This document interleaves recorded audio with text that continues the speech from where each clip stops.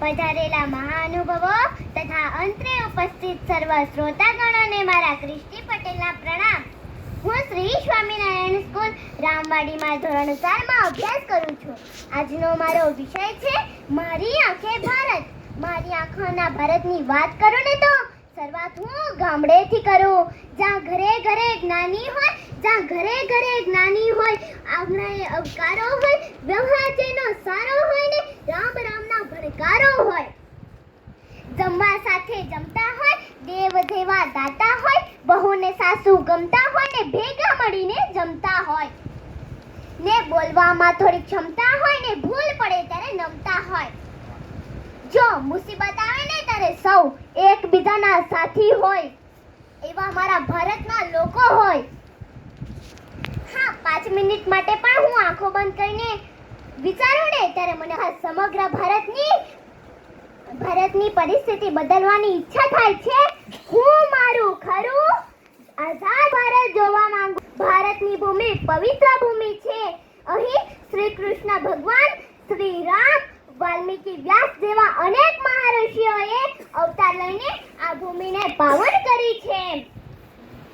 મિત્રો,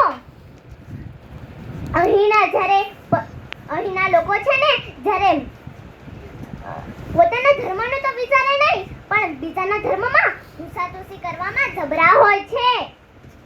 પરંતુ જ્યારથી આપણા દેશમાં અંગ્રેજોએ આગમન કરી દીધું છે ને ત્યારથી આપણા દેશમાં ઘણી બધી દુર્દશા થઈ ગઈ છે.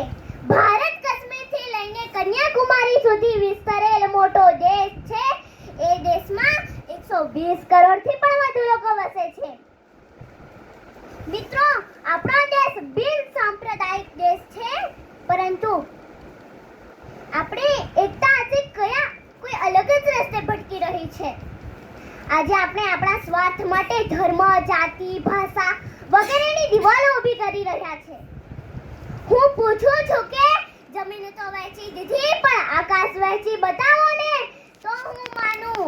ધર્મમાં વહેંચ્યા માણસોને પક્ષી વહેંચી બતાવો ને તો હું માનું. જન્મથી જ બાળકને કઈ રીતે ઓળખો છો, હિન્દુ છે કે મુસલમાન છે, કઈ નિશાની તો બતાવો ને તો હું માનું. પોતાના પરિવારને તો તું પ્રેમ કરે જ છે, પણ વૈસુધૈવ કુટુંબકમ સત્ય કરી બતાવો ને તો હું માનું. રામકૃષ્ણ નામે હિન્દુ એક છે, જદીશ નામે ખ્રિસ્તી એક છે, મોહમ્મદ નામે મુસલમાન એક છે, તો ભારતના નામે ભારતીય કેમ નથી? સન્માન અને સમાન કાયદો એ જ છે મારી આંખોનો ભારત. ધર્મમાં કોઈ ભેદભાવ નહીં થાય અને કોઈ પણ વ્યક્તિ કોઈ પણ ધર્મ પાળી શકે છે, પણ બીજાના ધર્મની મર્યાદા તને જાળવવી પડશે.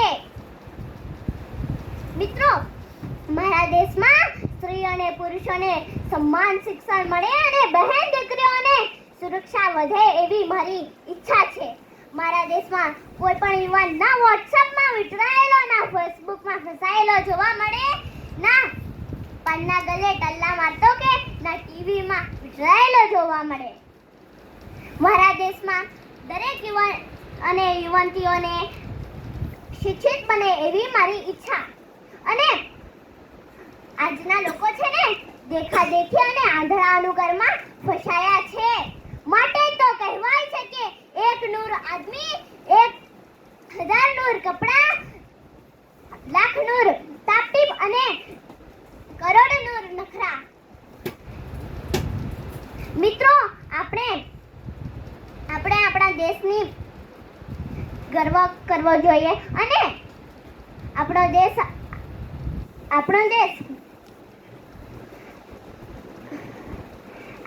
આઝાદ બન્યો છે. અને જો મારા આંખોના ભારતની કલ્પના અદ્વિતીય છે.